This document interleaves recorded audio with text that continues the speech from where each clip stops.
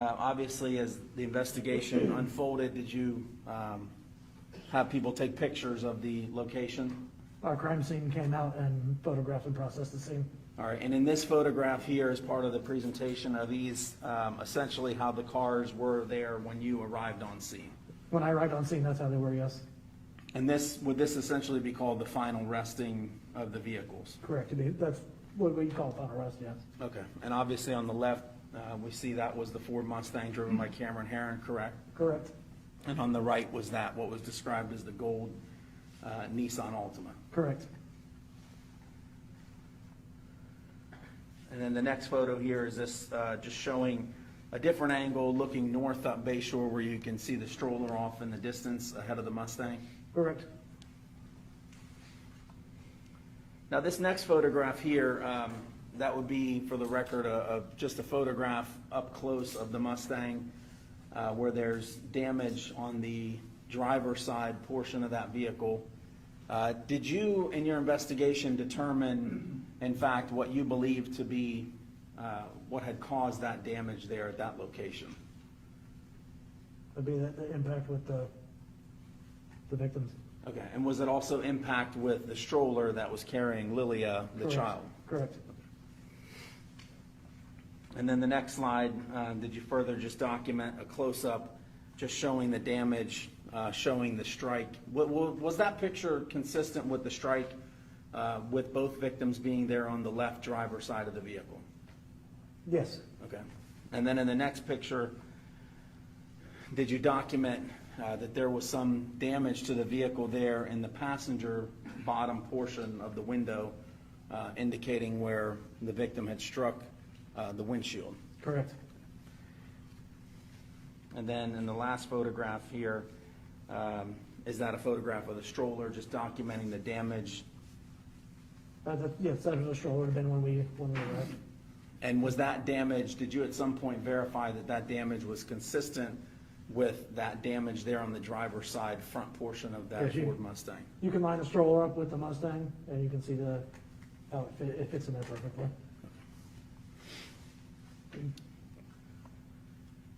In this next slide, at some point, did you observe video surveillance that was retrieved that was taken right near where the crash had occurred? Yes, I did. All right, and then did someone from Tampa Police Department eventually try to enhance or zoom in on that portion that we're seeing there in between the trees? I did. One of our forensic techs.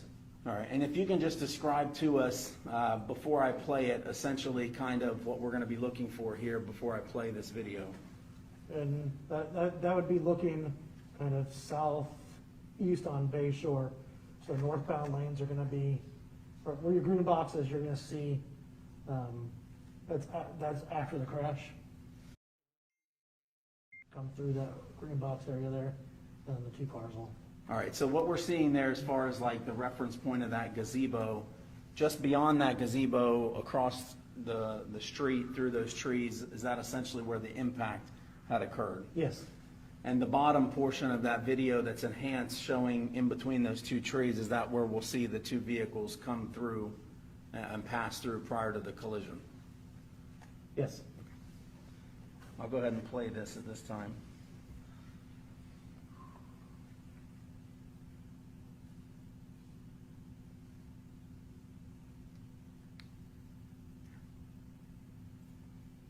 Now what we just saw it there, I'll play it again, but I just paused it there. Is that first vehicle that we see in that bottom enhanced portion, is that the Ford Mustang just prior to the collision? It is. And then, I couldn't stop it, but let me play it again, but the vehicle that we see right behind him, is that the Nissan Altima? It is.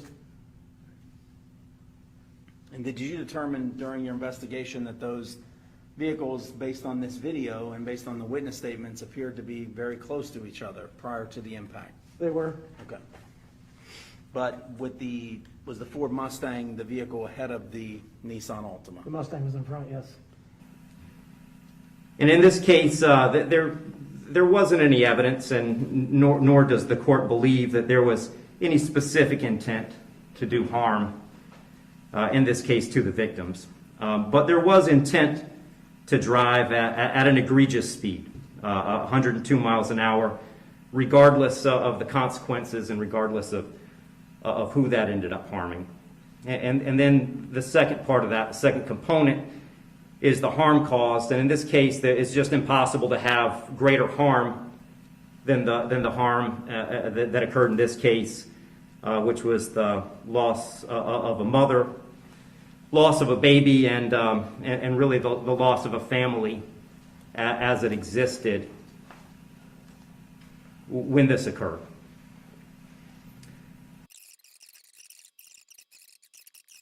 And the court doesn't find that either the minimum or the maximum is appropriate in this case.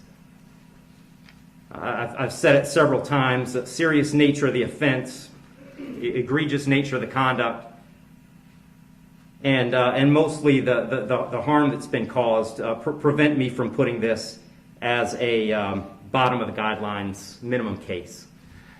But the departure bases argued by the defendant did provide some reason not to put it at the top of the maximum. And specifically, the court did take into account that the defendant's 18, certainly responsible for his actions, and he's being held accountable for his actions.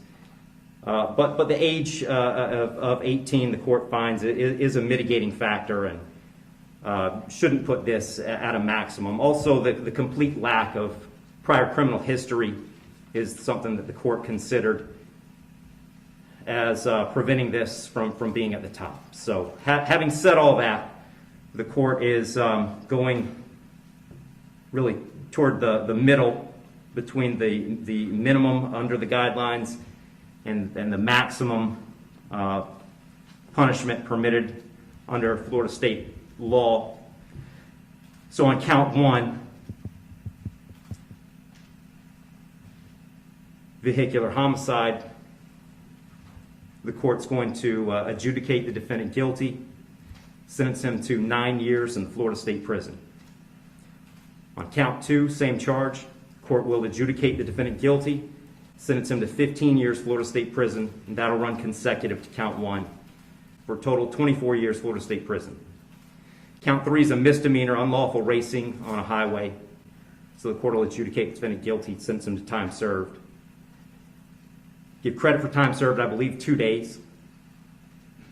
Court will impose mandatory court costs. Mr. Heron, you have given up the right to appeal the determination of your guilt or innocence. You do have 30 days to appeal the sentence of the court. And I'll direct the bailiffs to take Mr. Heron into custody.